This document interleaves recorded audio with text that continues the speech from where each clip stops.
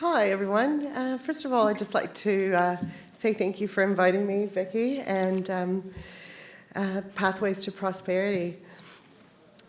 I'm really delighted to be here today and to discuss an area that I'm so passionate about and an area that's so important for the well-being of migrants and communities. How do we actually know we are making a difference? It's a really important question that we must ask. Today's workshop is very timely as we are continually looking for better ways to make improvements to the outcome measures we are using. So today I'm going to talk about our new approach at Immigration New Zealand to measuring settlement outcomes and what has worked well for us. I'll also talk about some of the lessons that we've learned along the journey. The information that I'm going to share today with you is intended to provide you with some approaches that you might be able to use yourselves in your work as service providers, government researchers, and other relevant stakeholders who are in the room today. So a little bit about myself. From 2014 to 2019, my role has been to lead in the implementation, development, and monitoring of a new strategy to better support settlement outcomes for migrants in New Zealand.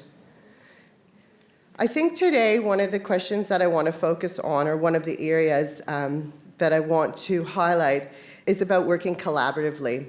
So working collaboratively to identify, measure, and monitor settlement outcomes will lead to more effective support services and improved outcomes for migrants and communities. I'm very convinced that collaboration is one of the biggest keys to success, and today I'd like to tell you a little bit about why that is. So today I'm just going to focus on three areas.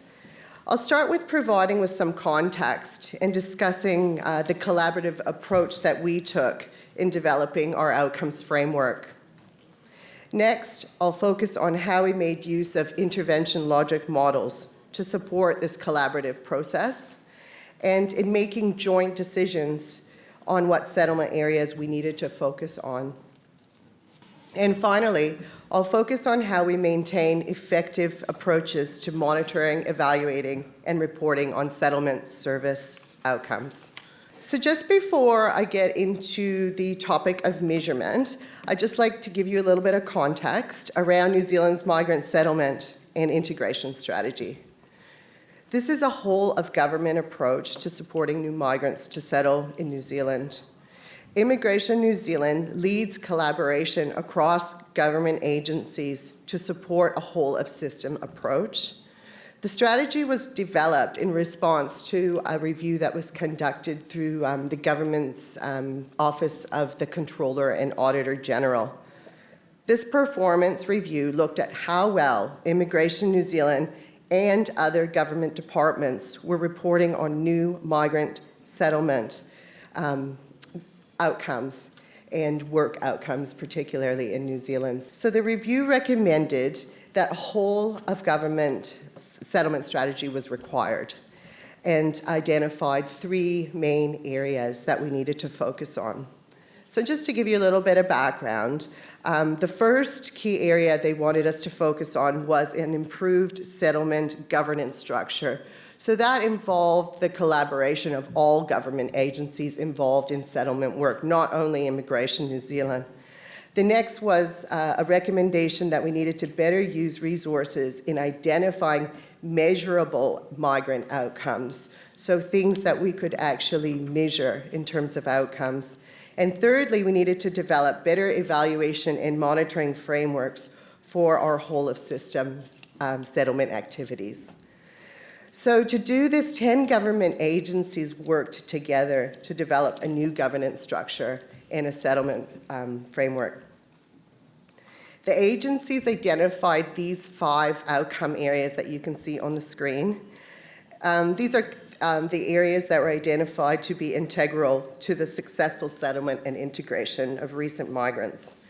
The areas are employment, education and training, English language, inclusion, and health and well-being. So based on the first recommendation from the report, one of the first steps that we took was to develop a strong interagency governance structure with clear reporting lines. I don't want to talk a lot about governance today, only to say that strong governance is a crucial aspect of any successful strategy. Strong engagement and accountability from all levels of governance ensures joint ownership of outcomes and commitment, and it supports effective decision-making across government. If we just focus on the bottom of that pyramid, because that is where most of the identification work happens regarding settlement outcomes. The Cross-Government Settlement Reference Group provides a forum for all government agencies to share information, discuss issues, and contribute specialized expertise and identify key areas. So we had a cross-government agency group that worked a lot on that area. And then if we look at the other part of the bottom of the pyramid, we also conducted regular consultations with migrants themselves. And this helped us to develop useful insights in identifying issues and barriers for the migrant communities. So our next step in response to the review was we needed to develop measurable settlement indicators that would reflect those 5 outcome areas. To achieve this, our strategy reference group reviewed all available statistical data. We did this using both official surveys as well as official administrative data sources. So our aim in developing our outcomes indicators was to provide the most useful information in relation to our outcome areas. The final 16 indicators that were developed were based on these 6 criteria you see here. We wanted to ensure that each indicator was directly relevant to the concept we were trying to measure, and that indicators were comparable with indicators used both nationally and internationally. So we wanted national indicators to reflect not only our migrant population, but also our general national population. In addition, we wanted to know that the data sources supporting each indicator was the most accurate source of data available, and that it was able to be disaggregated or broken down so that we could see more, we could understand that outcome more in depth. We also wanted to measure measures that would be available to us on an ongoing basis so that we could monitor changes in those indicators over time. So next, I'm just going to show you what we did with those indicators. You won't be able to read this, I understand, but the data for our 16 settlement indicators were then used to develop our Outcomes Indicators Dashboard report, which you see here. This dashboard tracks how well each of the settlement indicators that sits under each outcome area is tracking. So we look at performance for each of the indicators over time for our migrant population, and this tells us information about how our migrants are faring and how this is changing over time. To extend the information provided by this dashboard report, we also produced another report, which we call our supplementary report. And this report looks at the indicators more in depth. So it's breaking them down by visa category and other demographic characteristics and trying to provide more policy context around some of these results. So these 2 reports together are used to support our planning and decision making, particularly in identifying where settlement interventions and activities may be required. So, going back to my point at the beginning of the presentation, working collaboratively. So we worked collaboratively with our 10 agencies to develop the outcome areas and settlement indicators.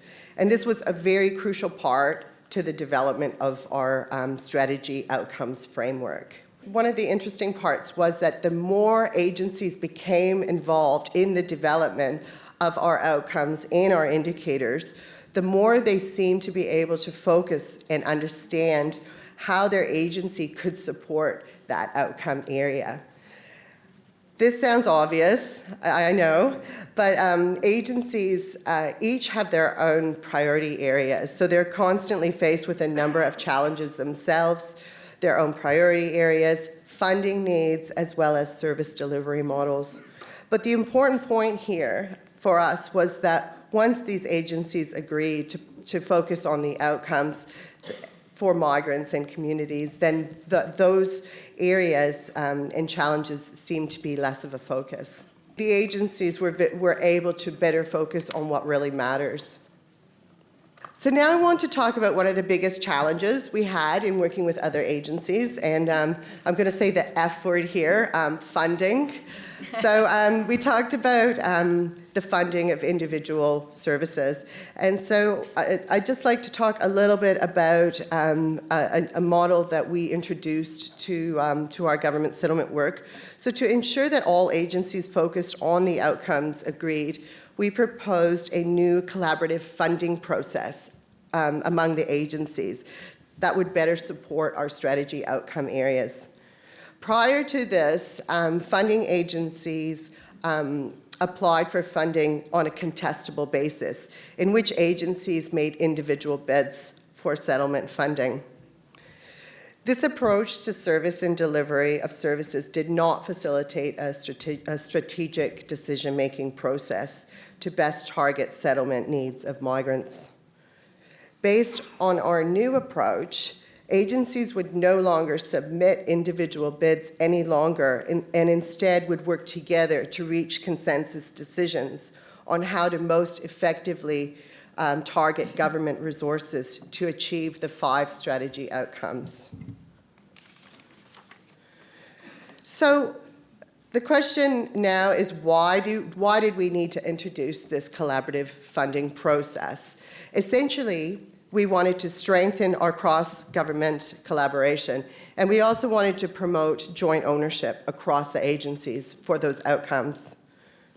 So the next question is, how did we do it? How did we operationalize this, this cross-government funding process? Many people thought it wouldn't be achievable. How do you get agencies to work together to identify service gaps across the outcome areas and take that whole of system approach that we want? This is where intervention logic played a key role. So to operationalize our new approach, we held a series of interagency workshops, much like this one today, and we developed intervention logic models together from the top down for each of the 5 outcome priority areas. By focusing on those high-level outcomes, it really helped us to, in the groups, to focus on the big picture. And at the same time, it allowed agencies to contribute each agency's specialist knowledge on the topic area. We also used research to guide some of those processes.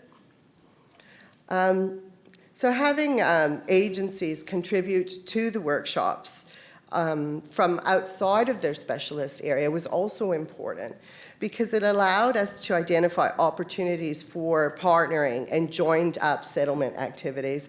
And an example of that would be, for example, our employment area is strongly linked to our English language area. So to propose services that look at both of those areas could strengthen both of the outcome areas. So that was an important thing to look at. The goal of the workshops was to gain a consensus agreement on the service priorities for each of those outcome areas. And ultimately, this is what we were able to achieve. So I don't want you to have to read any of this, but I just want to show you an example of what one of those intervention logic models might look like. So this is an example of an intervention logic model that was developed for one of the outcome areas, which is inclusion. Together, we developed the intervention logic models through our workshops, from the top down, linking our high-level strategy outcomes and indicators to activities and services that would be expected to contribute to those. So we reviewed all of the existing services that we were already supporting, but we also considered new services in this process to fill some of the gaps that we could see were missing from the settlement outcome area. So just highlighting the bottom of the intervention logic model, the red services were existing services that were to continue. The purple ones identified new pilot initiatives that were being proposed. And then the blue services represented those contributing to more than one settlement outcome area. So once the proposed services were identified, Immigration New Zealand then worked with individual agencies to develop their design proposals and intervention logic for those individual services. We provided a common template for agencies to use in developing their services. Here are the funding criteria that we used to assess and prioritize both continuing and new services that were being proposed. So I'll just draw your attention to the top two criteria areas. First and foremost, we wanted to ensure that proposed services supported the outcome areas they were designed to. So were the services actually going to address the outcomes that they were designed to address? And secondly, we wanted to demonstrate that services had a robust framework for monitoring and evaluating the performances of the services.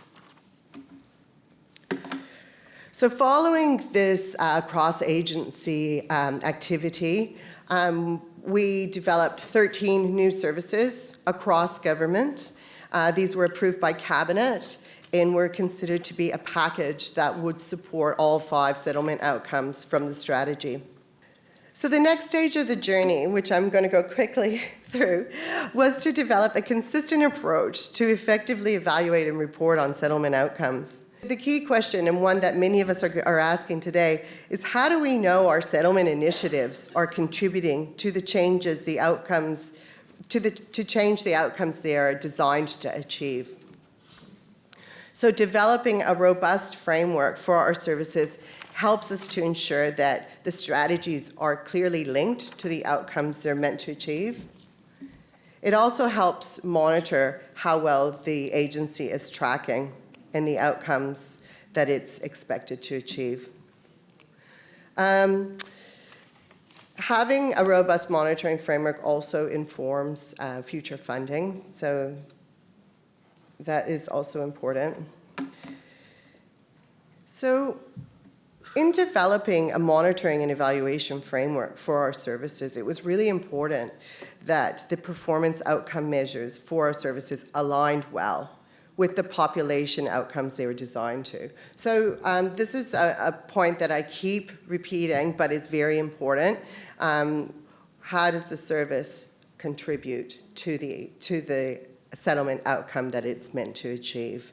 Our population outcomes, when we're looking at our whole population, these are designed to improve settlement services for all migrants in New Zealand. Now, we know that no individual agency or program is going to achieve the outcomes for an entire migrant population. However, we also know that by aligning outcome performance measures of our services with our population outcome measures, we can demonstrate how client results contribute to outcomes for the migrant population.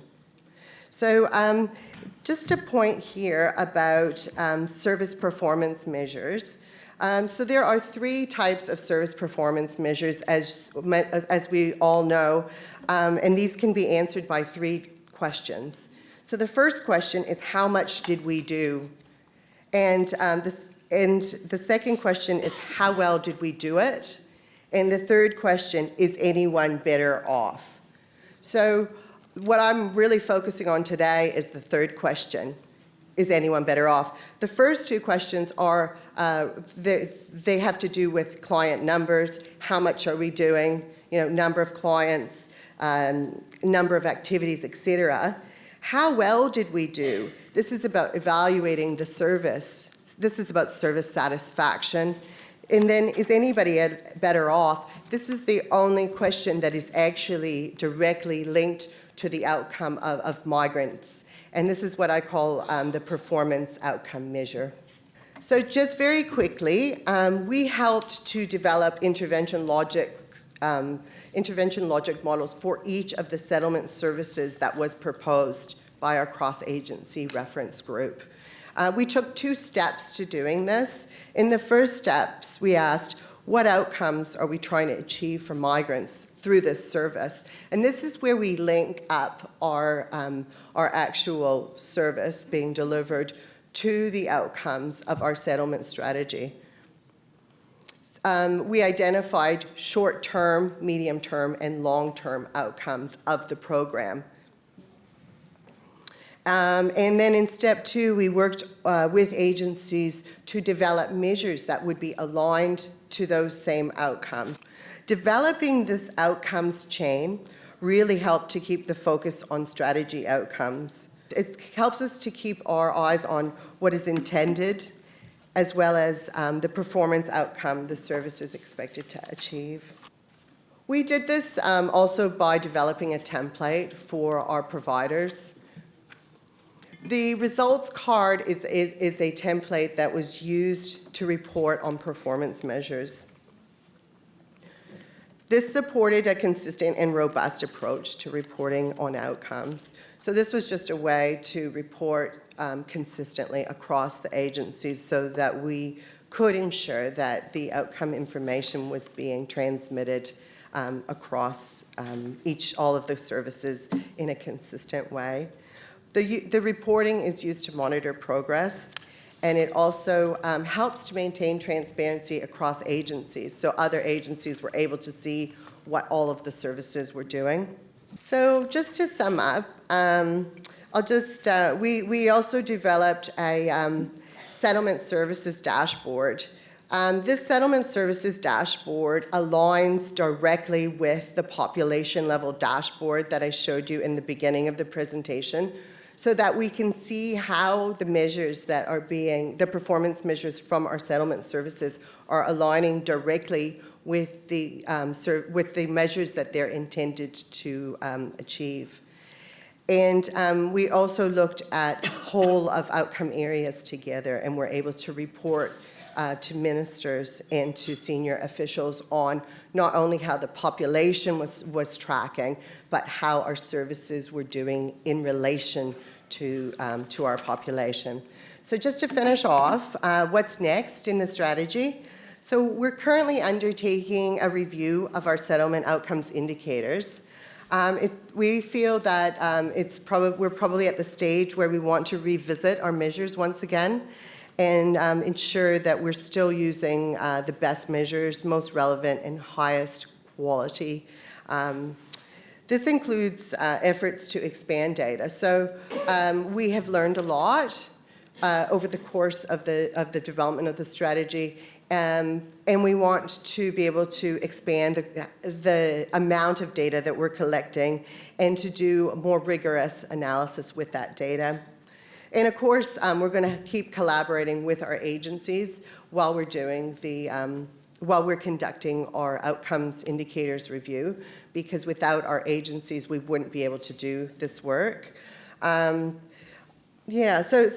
just going back to my original point in the beginning, collaboration is very important in measuring outcomes and understanding how your services fit in with the outcomes of other services, and how we can work together to achieve the best results possible. So just on that note, I'm also really looking forward to collaborating with everybody here today and sharing ideas and trying to improve things for migrants and communities. And I think forums like this are amazing for that purpose. So thanks for organizing, and thank you again for inviting me. Thank you. Thanks.